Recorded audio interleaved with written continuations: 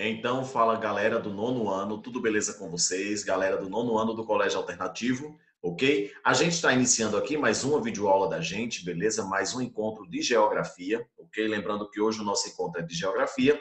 E lembrando, né, galera, que a gente vai, na verdade, terminar o conteúdo que a gente estava trabalhando, né, que era falando um pouco sobre a China, né, como potência do novo milênio. E com esse conteúdo, né, a gente praticamente vai dar um final aí na nossa segunda unidade, beleza? Estamos com um pontapé na nossa terceira unidade, beleza? Então, mas antes disso, né, galera, o professor vai trazer a atividade, né, ou seja, a correção da atividade que vocês realizaram, né?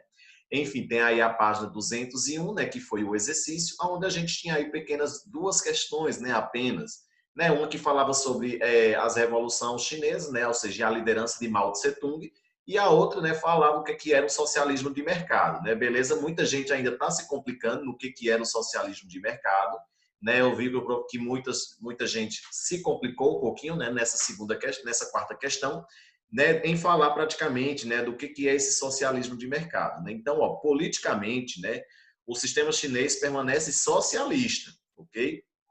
Politicamente, o partido político ainda, né, da China, ele é socialista, inflexível e fechado.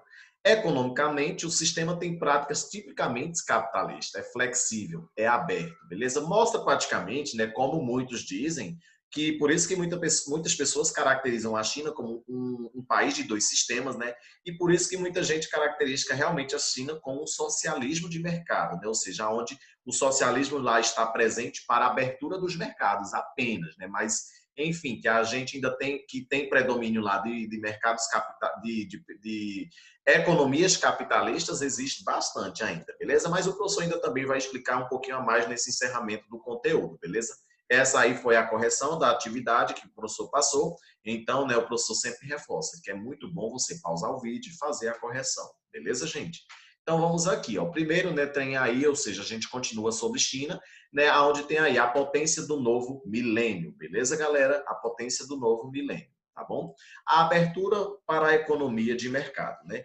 Ou seja, a gente vai mostrar aqui como foi que a China foi se dando esse processo para essa abertura, né, para essas reformas econômicas visando o lado cada vez mais humano, né, visando cada vez mais o lado social, beleza? Em 1976, com a morte de Mao, né, que era o Mao Tse-tung, a Revolução Cultural foi encerrada, né? Hu Guangfeng, né, ascendeu ao poder e Lin Pian morreu em 1971. Esses nomes bem complicados mesmo, beleza? Em janeiro de 1976, né, Zhou Enlai afastou os líderes radicais de esquerda, beleza? Lembrando que os líderes radicais de esquerdas, enfim, é o pessoal que tem mais ideias socialistas e comunistas, beleza? Começando o período de reformas econômicas e sociais.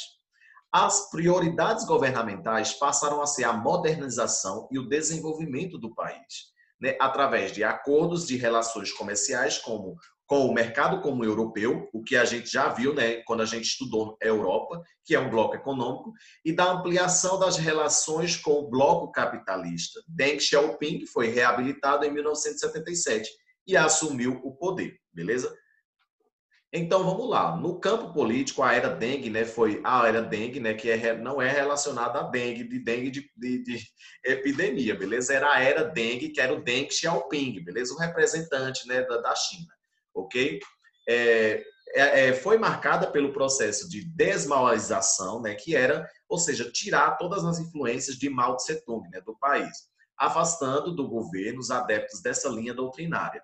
No campo econômico, Deng tinha como metas prioritárias modernizar a agricultura, a indústria, a defesa nacional, a ciência e a tecnologia. E, galera, deu muito certo, né? Não é à toa que a China cresce cada vez mais, né, no mercado econômico, cresce cada vez mais como potência, né? Ou seja, estimativas, né, já falam que a China vai ultrapassar os Estados Unidos logo mais daqui a uns 30 ou 40 anos, talvez nem chegue a isso. E a gente tem diante disso, né, a gente tem aí, por exemplo, a China praticamente à frente de toda a União Europeia. Se a gente for pegar aí, por exemplo, ou seja, o déficit, né, ou seja, o saldo de balança comercial entre China e toda a União Europeia, né, todo o bloco da União Europeia, a gente percebe que a China ela teve o que? Ela teve um saldo positivo na balança comercial. Professor, por que um saldo positivo?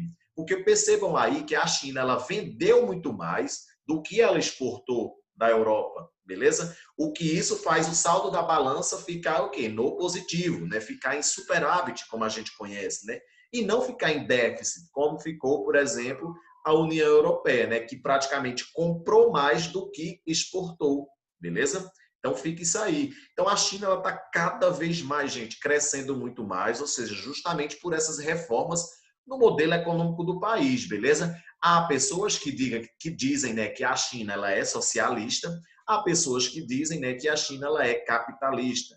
Beleza, mas venhamos aqui, né? Ou seja, a China, ela praticamente realmente ela adotou características dos dois sistemas econômicos. Professor, e ela conseguiu isso? Ela, na verdade, está conseguindo, né? De uma forma bem dinâmica e flexível, né? A China ela tem cada vez mais reduzido as disparidades sociais, ou seja, as diferenças muito grandes entre pobres e ricos, né? Permanecem ainda, isso eu não estou querendo dizer que não existe pobreza na China, existe, mas tipo, o negócio na China é um pouco mais diferente, não é tão, por exemplo, aberto e avantajado como a gente tem aqui no Brasil, aonde milhões de empresas chegam cá para o Brasil e o Brasil dá isenção de impostos, né? O Brasil simplesmente abre realmente as portas do mercado para todas as empresas chegarem aqui. Na China, né, por exemplo, não ocorre isso, né? A China ela dá um incentivo para que as empresas cheguem até lá, né, para produzir nos polos industriais que existem lá, porém, boa parte da produção fica boa parte para a China, né, e a outra parte é que fica para as empresas estrangeiras que estão lá e tudo mais, beleza? Vamos ver aqui, ó. O programa se baseava, né, nos seguintes pontos. Esse programa de industrialização da China, né, esse programa de criação de polos industriais, fim das comunas populares e o estabelecimento parcial da propriedade privada na agricultura. Ou seja, praticamente aqui seria, muitos, né, podem ver essas ideias aqui como ideias socialistas, ideias comunistas, mas não são. Eles querem cada vez mais tirar a propriedade privada das agriculturas. Beleza? Eles querem que o quê? Que a agricultura ande por si só, se sustente com as próprias mãos. Coisa que não existe no Brasil, né? Não é à toa que muitas pessoas lutam por terra, né? Não é à toa que muita gente luta pela reforma agrária e por isso que a gente tem movimentos como o MST. Na China, ele acabou com isso, né? Essa era de socialismo de mercado, essa era de país de dois sistemas, né, fez com que a China, né, tirasse a agricultura da propriedade privada e fizesse uma reforma agrária, né, para que as pessoas pudessem produzir cada vez mais. Isso foi ser socialista? Isso foi ser comunista? Ou capitalista? Fica a critério de vocês. O que o governo chinês está pretendendo é o quê? É a socialização dos mercados, é a socialização da produção. Liberação para pagamentos de salários diferenciados de acordo com o desempenho, cargo ou função, beleza? Ou seja, a gente ainda tem aqui na China, não tem um capitalismo tão selvagem como, por exemplo, a gente tem no Brasil e em outros países por aí. Lembrando, né, o professor sempre fala do Brasil, mas é porque aqui a coisa desanda de vez. Se a gente for ter esse tipo de práticas aqui no nosso Brasil, a gente vai ser taxado como comunista ou como socialista, beleza? Mas não é. É simplesmente, né, valorizar e flexibilizar os ganhos do capitalismo, né, para amenizar cada vez mais as disparidades sociais, né, ou seja, para cada vez mais elevar o nível e o padrão de vida da população, ok? Introdução controlada do conceito de lucro nas empresas, liberação para entradas de capitais e tecnologias estrangeiros, autonomia para as empresas que passarem a ter liberdade de comprar matérias-primas, bem como de comercializar a sua produção, incentiva a elevação do consumo, a aquisição de modernas tecnologias de produção. Olha aqui só para vocês verem, por exemplo, um mapa, né, na verdade, de toda a rede urbana, né, da China, gente. A gente percebe que ela tem os centros econômicos e as metrópoles, elas são praticamente cada vez mais integracionadas, ou seja, a gente não tem um modelo de periférico como a gente tem no Brasil, beleza? A gente tem aí as zonas econômicas especiais, né, que o professor inclusive já citou, que são zonas aonde, né, ou seja, a gente tem aí milhões de empresas que vêm para a China, né, justamente para produzir, enfim, produtos e mercadorias aqui. Não é à toa que a gente tem cada vez mais, né, ou seja, produtos com a logo Made in China, né, feito na China, e não é à toa que Petrolina praticamente inteira está se transformando numa loja de chinês, beleza? Então, a gente tem aí praticamente todas as riquezas e recursos minerais da China, né? E toda essa proporção que leva esse país a crescer cada vez mais e mais. Beleza, gente? Essa foi a nossa videoaula de hoje. Fica aí o exercício, página 201, questão 2 e 3, e página 202, a questão 5. Beleza, galera? Essa foi a nossa videoaula de hoje. Espero que vocês tenham gostado. Tchau, gente!